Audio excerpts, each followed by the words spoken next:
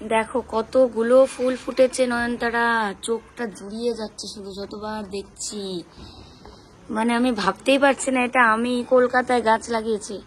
আমার বাড়ির গাছ হলেও একটা বিশ্বাস করতাম, কিন্তু এখানে যে আমি এত সুন্দর গাছ করতে পারবো এটা তো একদম বিশ্বাসের বাইরে। এই দেখো এখানে এখানে মানে ফুলেই ফুল। তো মা গেছে এদিকে ফুল তুলবে, তাজা ফুল কয়েকটা তুলে ঠাকুরের চরণে দেবে। ওই যে দেখো মা ফুল তুলতে এসছে। দেখো করি তুলো না, কিন্তু মায়া লাগে, কষ্টের ফল আমার।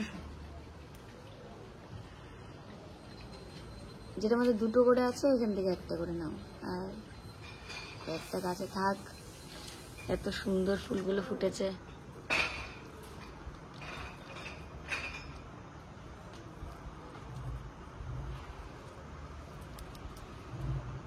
যা, এটা উঠে গেল। কেমন করে তুলছো? এ নাও, একটা বোটার মধ্যে ধরে টানবে তাহলে উঠে আসবে।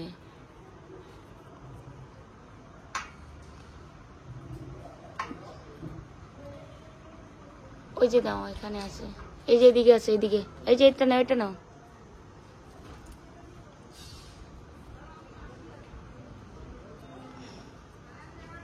এই দেখো, এই যে এখানে, দেখে তুলো কোনটা তুললা। এই যে এই যে এই যে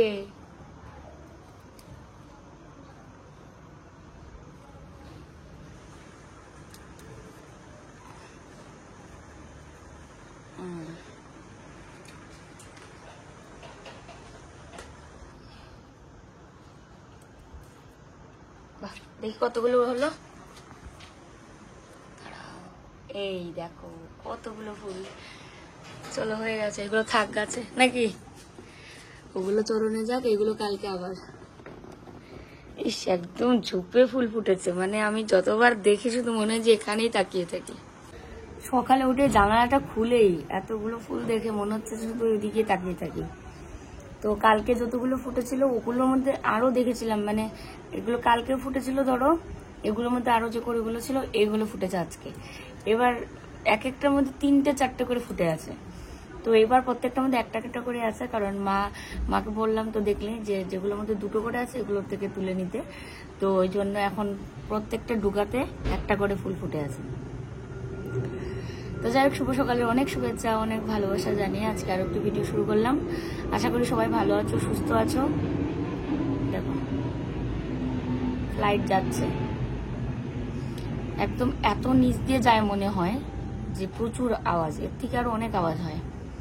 তো আজকে হচ্ছে তোমার শুক্রবার, আর মা দাদু বাড়ি গেছিল, আজকে বাড়ি যাচ্ছে। বাড়িতে সবাই ঈদের ছুটিতে সবাই বাড়ি গেছে। তো বেশ ওদের কথা মনে করে আমার এইখান থেকে ভালো লাগছে। সবাই একসাথে হতে পারলে কত ভালো লাগে, তাই না?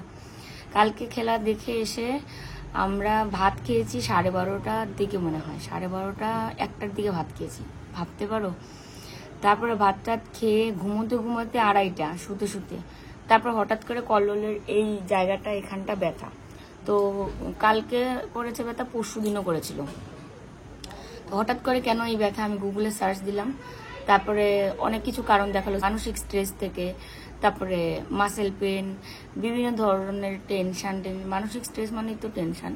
তো এইগুলোর জন্য ব্যথা হতে পারে, নার্ভের সমস্যা। তারপরে সলিউশন কি, এক হলো গরম মানে গরম ইয়ে দিতে হবে, কি বলে গরমের আরে ভুলে গেছে, গরম আর নয়তো বরফের ইয়ে দিতে হবে, শেক। তারপরে আমি বরফ ছিল ফ্রিজে, ওটা ওনার মধ্যে নিয়ে তারপরে যেখানে যেখানে ব্যথা ওখানে ওখানে লাগিয়ে ধরে রেখেছিলাম। তারপরে রাখতে রাখতে অনেকক্ষণ, আধা ঘন্টার মতো এই করেছিলাম, শেক দিলাম। তারপরে ওর অনেকটা ভালো লাগছে, পরে বললো যে ব্যথাটা কমেছে। তারপরে ঘুমাতে ঘুমাতে অনেকটাই রাত হয়েছিল। এবার তো সকালে উঠে মনে যেন আর চোখ খুলতেই পারছি না, এমন একটা অবস্থা। তো দেখো চিড়াগুলো নিয়ে এখানেই বসে পড়লাম, গরমের মধ্যে না নিচে বসতেই বেশ ভালো লাগে। বাড়ি যাব তোমাদের বলেছিলাম, তো বাড়ি যাওয়ার ডেটটাও ফাইনাল করতে পারছি না যে ঠিক কোন দিন যাব, কারণ সামনেই পয়লা বৈশাখ। আর পয়লা বৈশাখ মানেই হচ্ছে যারা বিজনেস করে কাপড়ের এবং বিভিন্ন জিনিসপত্রতে, যারা আর কি মানে পয়লা বৈশাখে জিনিসপত্র কেনাকাটা করে যেসব জিনিসপত্র, তো তখন আবার দোকান ছেড়ে যাওয়াও যায় না। তো ওই জন্য পয়লা বৈশাখটা মানে বের করে যাব না আগেই যাব সেটাই আর কি ঠিক করে উঠতে পারছি না।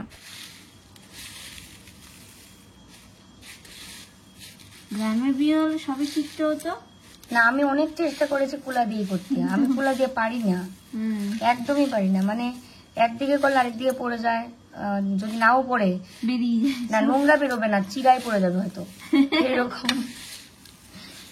কুলা দিয়ে জ্বালাটা না একটা কায়দা, ওই কায়দাটা না ধরতে পারলে আর হবে না।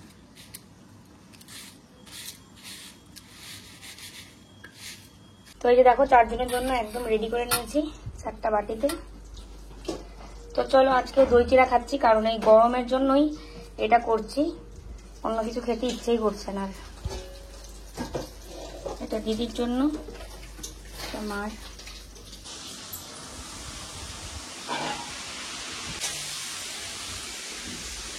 কাপড় মেলে দিয়ে আসলো, স্নান করেছে। আর আমাদের এই বিছানাটার অবস্থাটা একবার দেখো, কাপড় চোপড় বিছানার চাদরে কি অবস্থা হয়ে আছে। তো এগুলো সব আজকেই করবে ও, আজকে তো দিতে পারলো না পার্সেল, তবে সবই করবো কালকে, যেহেতু আমরা খেলা দেখতে গেছিলাম ওই জন্য একদিন একটু লেট হয়ে গেল। যেটা তোমার খেয়ে নাও।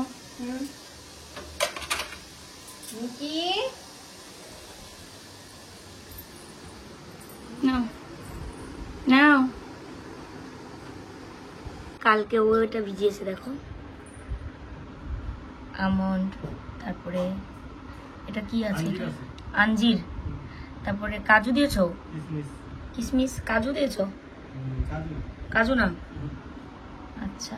তো চলো এটাকে ফ্রিজে রাখতে বলছে ও, কারণ এই জলটা খাওয়াবে তো, নাহলে গরমে বেশিক্ষণ থাকলে নষ্ট হয়ে যাবে, এই জন্য।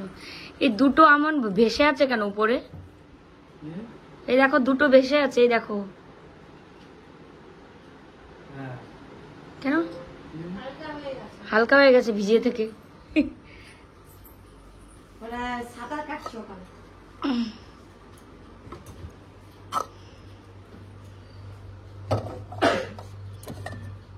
ভাত কটা রয়ে গেছিল, আর বলে লাভ নাই, ভাত তো রান্না হয়ে গেছে। সুজি, হ্যাঁ হ্যাঁ, এটা বার করে রাখি, না খেলে এটা শেষ হবে না। ই বাবা, এত ভাত কেন ফ্রিজে,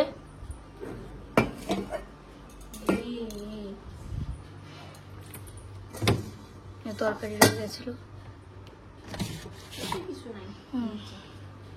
তো দেখো আজকে হচ্ছে এই যে ঢেঁড়স চচ্চড়ি, তো অল্প সামান্য ঢেঁড়স ছিল, এটা দিয়ে এক বেলার আর কি হয়ে যাবে। আর গ্যাস ট্যাস মোছা শেষ, রান্না করতে করতে আমার মতোই দিদিও করছে, আমি তো রান্না করতে করতে গ্যাস ট্যাস মুছে নিই। আর এই হচ্ছে আলু পটল দিয়ে মাছের ঝোল, তার সাথে ধনেপাতাও দিয়েছে।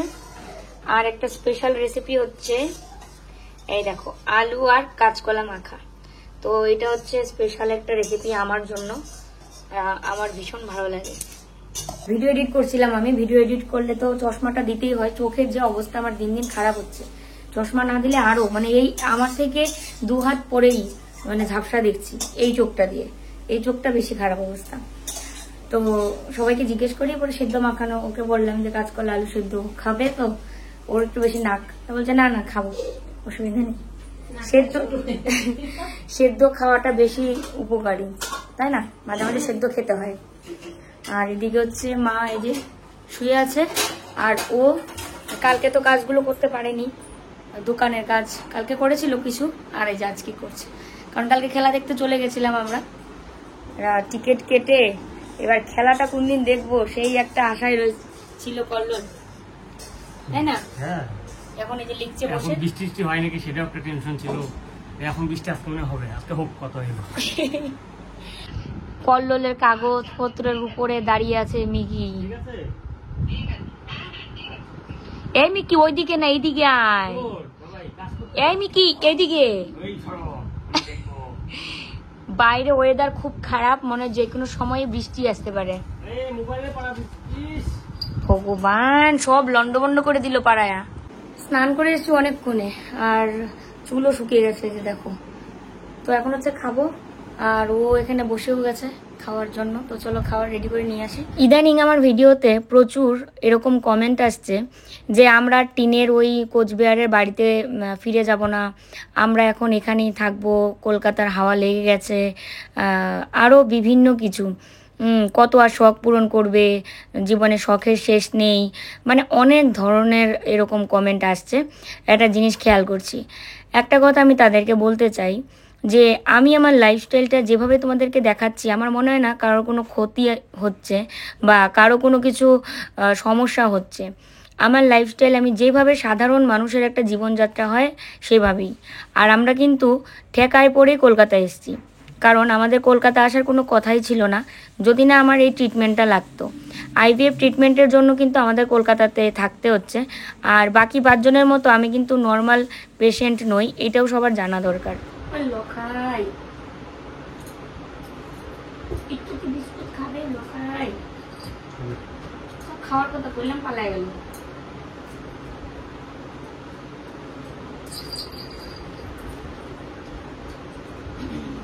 তো দেখো চা খেয়ে রেডি হয়ে নিয়েছি, যাচ্ছি হচ্ছে বাজারে।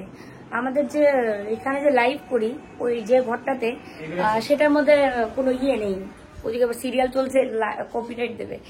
দেখো এখানে ফ্যানের অপশন আছে, কিন্তু ফ্যান কিন্তু নেই। ফ্যান তো আর মালিক দেয়নি আমাদের, মানে এই বাড়ির মালিক দেয়নি, তো আমাদেরকেই কিনে আনতে হয়েছিল এই ঘরের ফ্যান এবং ওই ঘরের ফ্যান। তো এবার আমি ওকে বললাম কি সিলিং ফ্যান এনো না, সিলিং ফ্যান এনে শুধু এখানেই ইয়ে হবে। তো এখানে লাইট ছাড়া তো আমরা অন্য কিছু করি না। আর রান্নার সময় যদি ফ্যান চালানো থাকে তাহলে চুলা মানে ধপধপ করবে, হয়তো জ্বলবে না ঠিক মতো। তো ওই জন্য ওকে আমি বললাম তুমি একটা টেবিল ফ্যানই কিনো। টেবিল না, ওটা স্ট্যান্ড ফ্যান।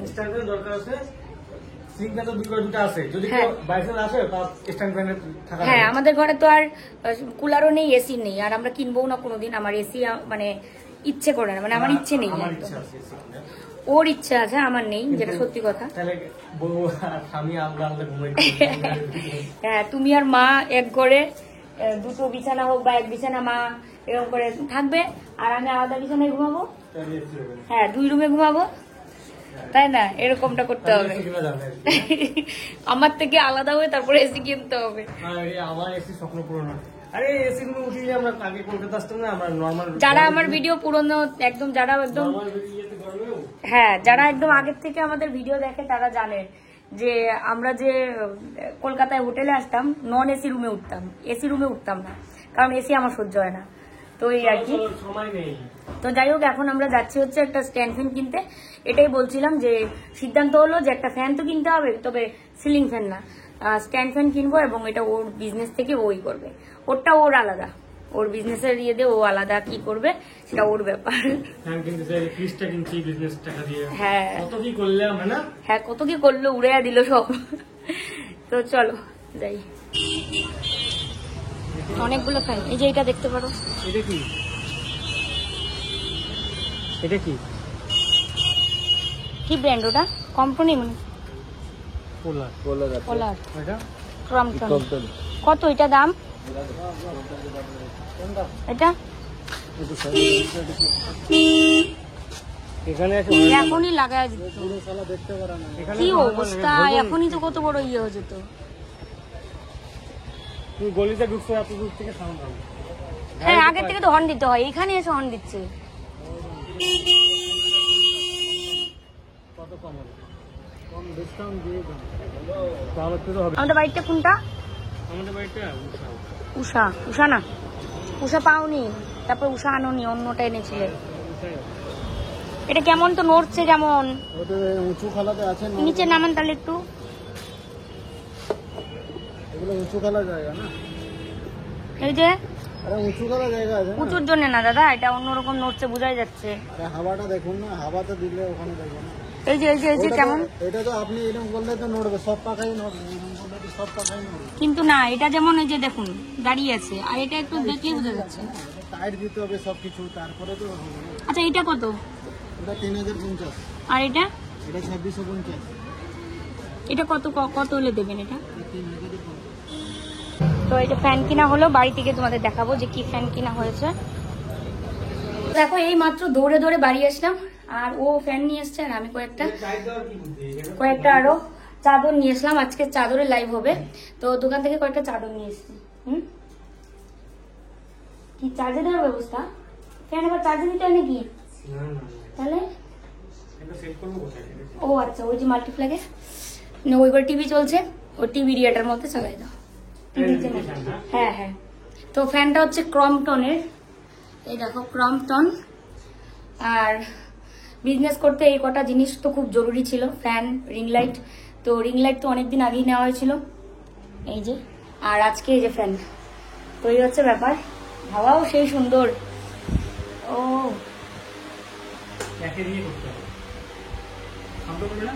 সেই সুন্দর হাওয়া, ঠান্ডা হাওয়া খাওয়া, গরমের মধ্যে হাওয়া খাওয়া। সব নতুন ফ্যান। তো চলো, না না শব্দ করবে না। তো চলো এখন আমরা লাইভে যাব, লাইভে গিয়ে তারপর কথা হচ্ছে। না না থাক,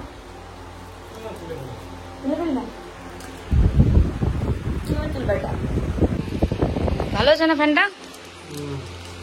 তোমার টাকা দিয়ে তোমাকে গিফট করলাম আমি, শানু, তোমার টাকা দিয়ে তোমাকে গিফট করলাম। इतना बड़े देशों में इतना छोटा छोटा होती बाती है ना, बाती होती है, बात होती है। আজকে লাইভে আমি গেছিলাম, তো লাইভ থেকে এক্ষুনি বেরোলাম। আর এই যে সমস্ত এখানে চাদর রয়েছে, যারা বুকিং নিয়েছে এই পর্যন্ত তাদেরটা ওই যে ওখানে রাখা হয়েছে। আর হচ্ছে ওই যে ওখানে ফ্যান চলছে, মা টিভি বন্ধ করে দিয়েছে। এতক্ষণ ধরে তো টিভি দেখছিল, এখন টিভি বন্ধ করে দিয়েছে। তো যাই হোক, এখন সবাই মিলে আবার একটু চা খাবো, কারণ লাইভ থেকে বেরোনোর পর সবার একটা জোশ হয় যে আবার একটু চা খাই। আর লাল চাই, তো গরমে লাল চাটা বেশ চলে ভালো। তো তখন যেটা বলছিলাম, এবার অনেকেই কি ভাবে বলতো, যে এরা চিকিৎসা করতে এসে যে কি করবে বুঝে উঠতে পারছে না, এই ধরনের কমেন্টও আসে। তো আমি জানি অনেকেই আমাকে যারা ভালোবাসো মন থেকে, যারা সাপোর্ট করো, তারা এই কথাটা বলবেই যে লোকে কি বলে বলুক, সবার কথা ইগনোর করো, তুমি তোমার মতো থাকো। কি বলো তো, আজকে তোমাদেরকে নিয়েই আমাদের এই চ্যানেল। সে যেভাবেই হোক আমার ভিডিও দেখে, ভালো মানে পছন্দ করে না, তারপরেও দেখে অনেকেই, আবার অনেকে ভালোবেসে দেখে, কিন্তু তোমাদেরকে নিয়েই কিন্তু আমাদের এই চ্যানেলটা। এবার দিনের পর দিন যখন এরকম কিছু শুনতে হয় কমেন্টে, তখন কিন্তু স্বাভাবিকভাবে একটা মেয়ের খারাপ লাগে। আমার তো ভীষণ এই জিনিসটা খারাপ লাগছে যে আমরা কোনো কিছু কেনাকাটা করলে, একটু ভালো থাকার চেষ্টা করলে অনেক আজে বাজে এরকম কথা শুনতে হচ্ছে যে এরা এখানে এসছে ফুর্তি করতে, এই তো দুদিন পরে পরে ঘুরতে যাচ্ছে, ঘুরতে গেলে শরীর খারাপ হয় না, বাড়িতে থাকলেই দুনিয়া শরীর খারাপ হয়ে যায়। যারা আইভিএফ ট্রিটমেন্টের মধ্যে গেছে এবং আইভিএফ ট্রিটমেন্ট করাচ্ছে, তারা একমাত্র বুঝতে পারবে যে আইভিএফটা কতটা কঠিন একটা ট্রিটমেন্ট। এমন কিন্তু না যে আমার ট্রিটমেন্ট বন্ধ হয়ে গেছে, আমাকে রেগুলার ওষুধ খেতেই হচ্ছে। আর এগুলো এত পাওয়ারই ওষুধ, বুঝতেই পারছো, যাদের পিরিয়ড বন্ধ থাকে, যাদের পিরিয়ড ঠিকঠাক মতো হয় না, তাদের পর্যন্ত একদম নর্মাল পিরিয়ড হয়। আমি আজকে এইভাবে ভেঙেই বলতে মানে বাধ্য হচ্ছি, কারণ অনেকেই বুঝতে পারে না এই ব্যাপারগুলো। তো কতটা পাওয়ার মানে থাকলে ওষুধে, তারপরে ওষুধগুলো মানুষের শরীরে এতটা পরিবর্তন আনতে পারে। এবার ঘরে থাকো বা বাইরে যাও, তুমি যেখানেই যেটাই করো না কেন, শরীর তো খারাপ থাকবেই। এবার বাড়িতে থাকলে শরীর খারাপ হোক ভালো হোক, সেই বাড়ির কাজগুলো আমাকেই করতে হয়, বা মা যদি করে মা করে, কিন্তু এমন না যে আমি পুরোপুরি বসে থাকি আর মাকে দিয়ে সমস্ত কিছু করাচ্ছি। এখন তো আরও রান্নার কোনো ঝামেলাই নেই, বাসন ধোয়া, রান্না করা, সবজি কাটা, মশলা বাটা, সমস্ত কিছুই ওই দিদিই করে। আর বাড়িতে আর কী বা কাজ আছে, সে দুজনে মিলে টুকটাক টুকটাক করেই হয়ে যায়। আর বাইরে বেরোলেও কিন্তু শরীর আমার খারাপ লাগে। ইদানিং আমরা খুব ভালো থাকছি, মানে সবাই মিলে, ঘরের মা, আমি, কল্লোল সবাই মিলে ঘুরতে যাচ্ছি, সবাই হাসি খুশি থাকছি, যদি কোনো জিনিস কেনাকাটা করছি তখনই এই ধরনের কমেন্টগুলো আসছে। আর সবচেয়ে মোট কথা, আমার এই ট্রিটমেন্টের জন্য মানসিক দিক দিয়ে থেকে আমাকে ভালো থাকতে হবে। এবার আমি যেভাবে ভালো থাকি সেটা আমার জন্য ভালো, যে ট্রিটমেন্টে এসছি। এখানে ট্রিটমেন্ট রেগুলার চলছে এবং আমাকে 2 মাস পরে যেতে বলেছে, 2 মাস না 3 মাস, তো 2 মাস আর আছে, 1 মাস হয়েই গেছে। তো বুঝতে পারছি না ঠিক যে আমার ভিডিওতে এসে মানে রেগুলার এত বাজে কমেন্ট করার কি কারণ। আমরা আমাদের যেভাবে জীবনযাপন কাটাচ্ছি সেটাই কিন্তু আমি তুলে ধরছি, এর মধ্যে কোনো ধরনের নাটক, নোংরামো কিচ্ছু নেই। 12,000 ভিউতেও আমি হ্যাপি, আর 50,000 ভিউতেও কিন্তু হ্যাপি থাকি সবসময়। ঘেমে পুরো একদম জল জল হয়ে গেলাম। তো এখন নাইটি টাইটি চেঞ্জ করব, দিয়ে হাত মুখটা আগে ধুবো, নাইটি টাইটি চেঞ্জ করব, দিয়ে তারপরে ঘুমোতে শোবো।